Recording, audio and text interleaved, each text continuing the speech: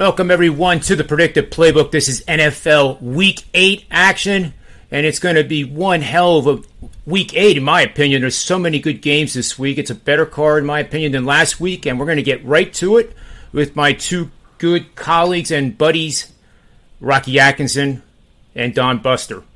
We're going to start off with Rocky Atkinson. We're going to look at the Titans taking on the Colts. The Titans are coming off a game that humiliated me last week. I was on Kansas City and looked like it was my first day of handicapping. But the Titans are obviously a real team. They're 5-2. The Colts are now 3-4. Every game now for the Colts is going to matter. Indianapolis is a 1-point favorite. Over under 50.5 points at Lucas Oil Stadium in Indianapolis, Indiana at 1 o'clock Eastern Standard Time on Sunday. Take it away, Rocky, and tell us where the best bet is on this game. Like you said, we have Tennessee coming in with a 5-2 straight-up record this year. Indianapolis is 3-4 on the season so far. Tennessee's allowing 25.3 points per game on the road this year. Indianapolis is scoring 28.7 points per game the last 3 games overall. Tennessee's off big wins over Buffalo and Kansas City. I'm looking for a letdown here. Also, we look ahead on their schedule. They play the Rams next week, who are currently one of the best teams in the league, sitting at 6-1 straight up overall this year. So I think we can catch Tennessee looking past the Colts here. Public is all over Tennessee here in this one, and who can blame them? I mean, they've been playing incredible ball over the past couple of weeks with those big wins. The Colts, however, have also been playing well the past couple of weeks. They had a blowout win against Houston at home, 31-3. Then they went to San Francisco last week, won 30-18 as underdogs. The Colts defense allowed only 280 yards against the 49ers and forced 4 turnovers in that game. Carson Wentz has played well, completing 64.4% of his pass attempts. He has 11 touchdowns compared to only 1 interception. Jonathan Taylor has 579 yards rushing, which is second best in the NFL, only behind Derrick Henry. Taylor's averaging 5.5 yards per carry, and he has 5 touchdowns on the season. A few trends for this game. Indianapolis is 4-0 against the spread last 4 games overall. Indianapolis is 4-1 against the spread last 5 games when playing against a team with a winning record. The Colts are 18-7-1 against spread last 26 home games against a team with a winning road record. The Colts are 14-6 against spread the last 20 meetings overall in this series. And the favorite, Colts are sitting as 1-point favorites right now. The favorite's 8-2 against the spread the last 10 meetings in this series. So I'm going to play the Indianapolis Colts in this one. I love the breakdown, Rocky. It makes total sense to me. The Colts should win that game, and they're going to be a dangerous team, I think, coming down the stretch here in the second half. Let's move over to Don Buster. We're going to break down another 1 o'clock game in Fox Sports. Panthers 3-4, 1-2 on the road, taking on those Falcons that are suddenly 3-3, but 1-2 at home. This is taking place at the Mercedes-Benz Stadium in Atlanta, Georgia. Atlanta's a 3-point home favorite with a total of 46. Take it away, Buster, and tell us where the best bet is in this matchup. Okay, John, and as always, thanks for having me on the show. Going to go with Atlanta here. This is going to be the second road game for Carolina. And to me and to a lot of people, it looks like these two teams are going in opposite directions, obviously. Atlanta has won 3 out of their last 4 games. And even losing the game that they lost, late touchdown, they could have won that game against Washington. And also remember, they had Tampa Bay. In Tampa Bay, I mean, it was tied with, I think, 6-7 minutes left. And, they got beat up at the end there. So this team has been playing good. They threw in a stinker at the beginning of the year against Philly. But overall, they've been playing well. Now, Carolina win their first 3 games, now lost their last 4.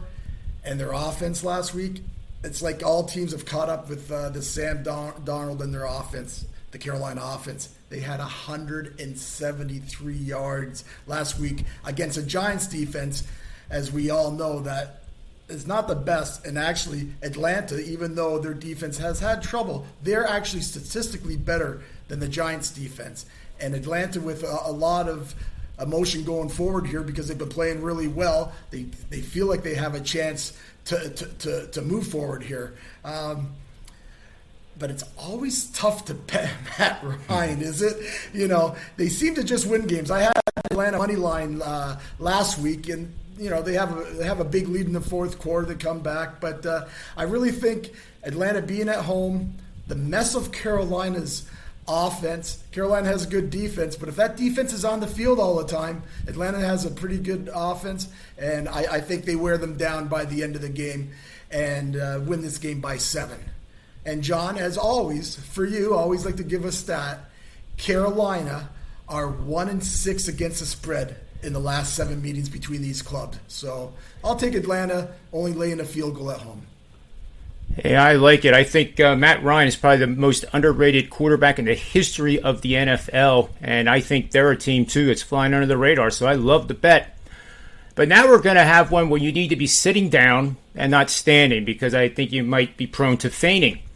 We are going to take a look at the Jets game, and in this game, as soon as I switch the screen here, in this game, we have a 1 o'clock start. The Jets are 1-5, 1-1 at home. That means they had 4 losses out of their 5 on the road. Cincinnati comes into this game the number 1 seed in the AFC. Who would have thought that? But they are playing at a very high level. They're coming off a statement game, even though their head coach said he doesn't believe in statement games. But that was a statement game, in my humble opinion, beating Baltimore the way they did. And now they take on the Jets on the road at MetLife Stadium. And it reminds me of the time last year, a little bit later in the season than now, but Seattle marched into MetLife Stadium as a 14.5-point underdog, and the Jets won. And my models referenced that game as one of the reasons to bet the Jets on this game. So rest assured, I am not calling for the straight-up win by the Jets. I think a little sprinkle, maybe of half a unit on the Jets does make sense here, just in case.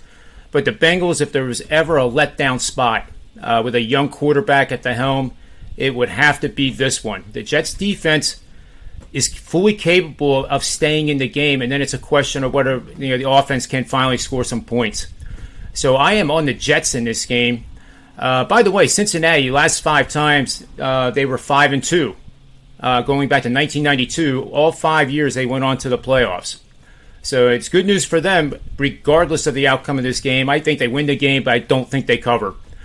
And supporting this is betting on dogs that are facing an outstanding team, outgaining their opponents by 0.75 yards per play or more, and coming off a game where they're gaining 400 more total yards in that game. 48, 13, and 1. That's 78% winning bets over the last 5 seasons. That supports the Jets in this game. So we're going to look for a little regression here with the Bengals. Don't get me wrong, I love the Bengals, guys. They're a great team, great coach. They're a powerful team going into the playoffs this year, I'm sure.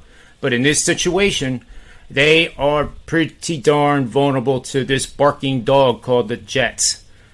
So there you have it, folks. We have 3 best bets. We appreciate you watching the show. Rocky, Buster, thank you for your time. Make sure you get over to sportsmemo.com and get this 3-day subscription that it's been offering, scrolling down at the bottom of the screen, using the promo code FBCAST50, 50% off a 3-day package. That's a great way to test drive every single one of us.